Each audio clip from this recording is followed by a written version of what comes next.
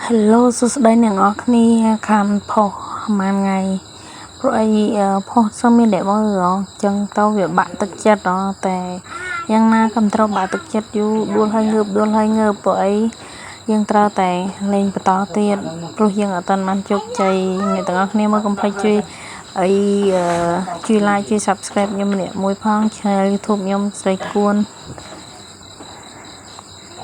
BMC channel កុំភ្លេចជួយ subscribe ម្នាក់មួយផងហើយเกมនេះគឺเกมថ្មីដែលលេងផុសម៉ានថ្ងៃមុននោះเกมនេះលយស៊ីចំណៃធំលឿនហើយលេងអូសទៅស្រួលអត់អូសទៅពិបាកទេប៉ុន្តែយើងអត់ទាន់បានទិញskin លយលេងតែបានដុសជាកូន2មករូបគេនឹងលយមានតាំងពីដុំមាសដុំអីមានណាព្រុសពឹសមានអីណារបស់ខ្ញុំអត់ទាន់បានទេនេះព្រោះលេងស៊ីកាក់យឺតណាស់ពេកដូចគេមុនស៊ីកាក់លឿនចាប់បានទិញកូនពស់ថ្មីដល់ពេលលេងเกมនេះអត់ងាយបានកាក់ឯងមកហើយយើងតាមតំណលេងបដទៅ